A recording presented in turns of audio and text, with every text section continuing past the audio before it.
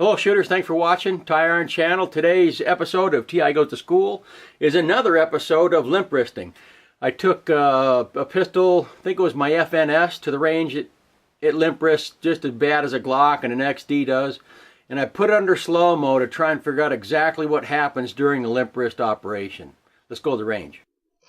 Okay, I'm holding the handgun as loosely as I can, two-handed. And it's still cycling, so I'm not able to hold it loose enough. This is slowed down a little bit more. The thing I want you to pay attention of is the slide is going all the way to the rear and then stopping and coming back. Here's one-handed. I'm trying to hold it loose. I'm going to slow it down a little bit more. You'll see the slide comes all the way back and stops and then goes to slide stop. That's why you only put one round in the gun. There we go. You see that? The slide came all the way back and then went forward and was activated by the slide stop. So all the energy that was needed was put into the slide moving rearward.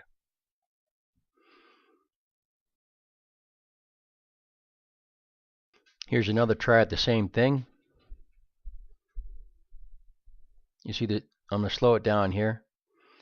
You'll see the slide go all the way to the rear and stop and come forward a little bit and get activated by the slide stop. All the way to the rear, comes forward, gets activated by the slide stop. So again, all the force necessary for the slide to travel all the way to the rear was there.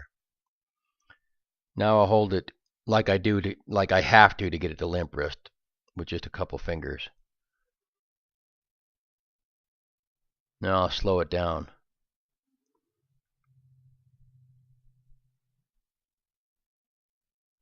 See, it just barely comes back. Not enough to even hit the ejector. So what's supposed to happen during the recoil phase is energy that is pushing the bullet out the muzzle is also acting rearward on the slide. And the slide is supposed to act in a linear fashion, coming straight back. They do operate, even through a little bit of recoil, but the problem with limp wristing is the handgun is able to rotate like this, and it turns that inertia that's supposed to make the slide go all the way back, it turns that into a rotational force. So the slide doesn't go all the way back. Obviously in the video we saw that. It just barely comes back at all, because the energy that's imparted by the bullet going out the muzzle translates to rotational force instead of a linear force. And that is why there's limp wristing. So there you have it, folks. Limp wristing is rotational force, linear force, should be linear force. It's getting soaked up in rotational force. Doesn't allow the slide to cycle all the way. Don't know what that means, but that's what causes it.